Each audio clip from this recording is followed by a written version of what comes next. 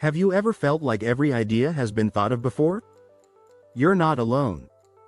In fact, a survey by Adobe found that 75% of people believe they're not living up to their creative potential. That's a shocking number. With social media overflowing with content, it's easy to feel lost in the crowd. But here's the twist. Creativity isn't about being original, it's about being different. Did you know that over 90% of new products fail? This is often because they lack a unique touch. In a world where everyone is trying to stand out, many fall into the trap of copying what's popular instead of exploring their own ideas. So, how do you become one of the few who truly stands out? In this video, we will dive into powerful strategies that will help you unleash your creativity and carve out your own unique space.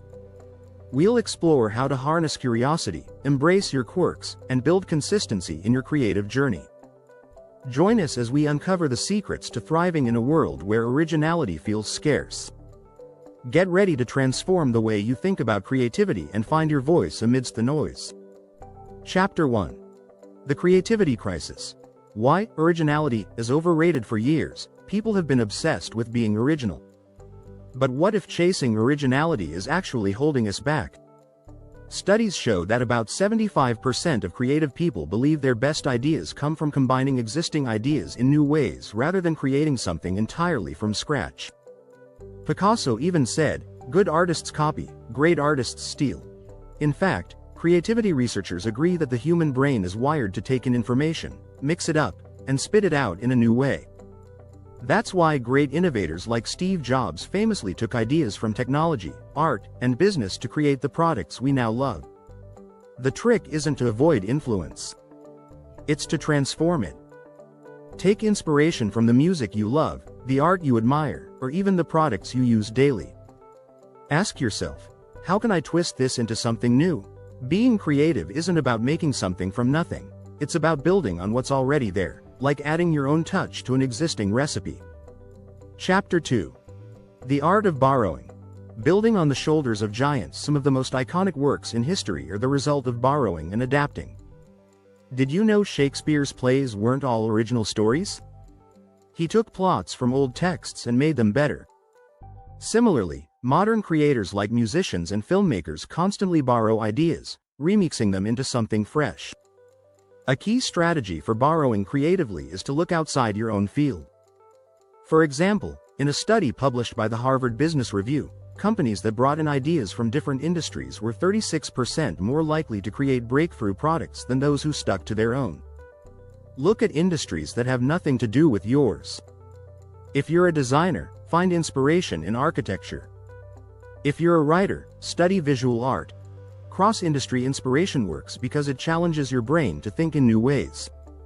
You're more likely to combine ideas when you're pulling from unfamiliar places. So, don't be afraid to mix oil with water. Look at what others are doing in fields like fashion, tech, or science, and ask yourself, how can this be applied to what I'm doing? Chapter 3. Breaking the Mold. Why constraints fuel creativity. You'd think freedom would help creativity thrive, but it's often the opposite.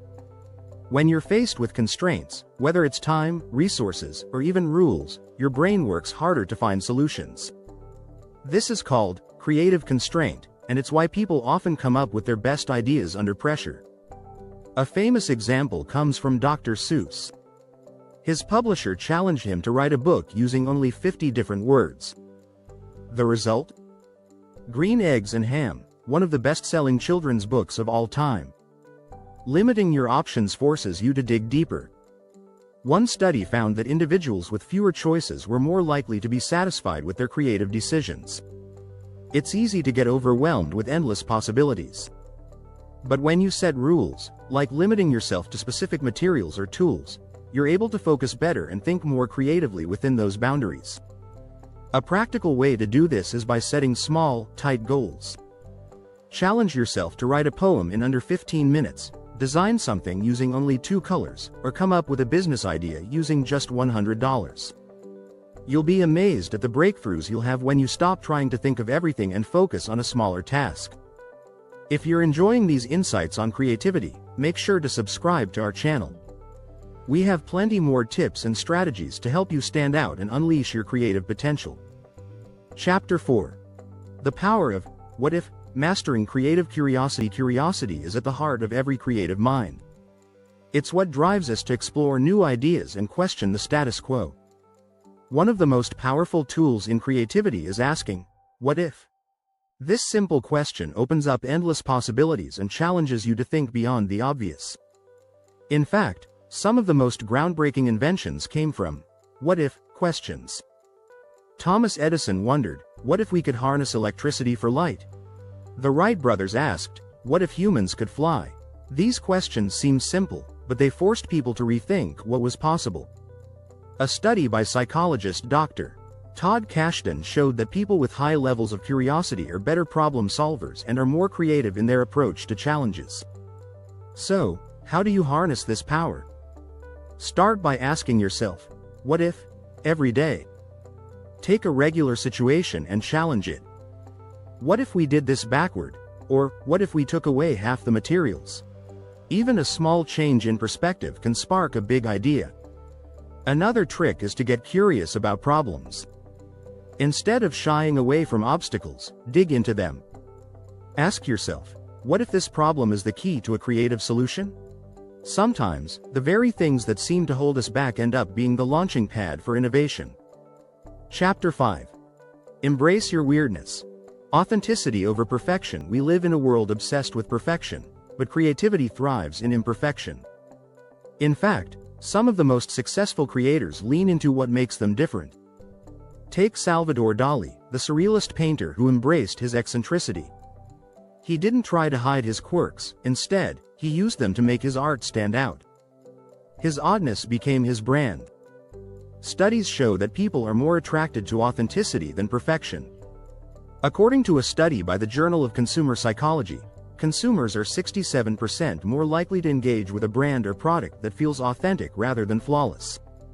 This also applies to creative work. The more you embrace your quirks, the more your work will resonate with people. A great example is Lady Gaga. Early in her career, she was told to tone down her style to appeal to a wider audience. Instead, she doubled down on her eccentricity. Her weirdness became her greatest asset, helping her stand out in the crowded music industry. So, don't be afraid to let your personality shine in your creative work. The things that make you feel different or odd are often the things that make you truly unique. When you lean into your weirdness, you stop trying to fit into a mold and start creating something authentic, and that's what people are drawn to.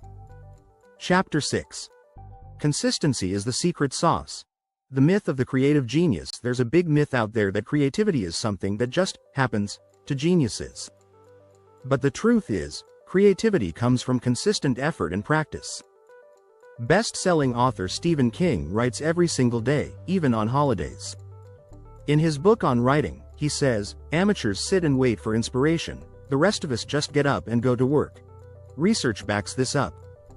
A study from Stanford University showed that people who engage in creative activities regularly, even just for 15 minutes a day, are significantly more likely to come up with innovative ideas. Creativity is like a muscle. The more you use it, the stronger it gets.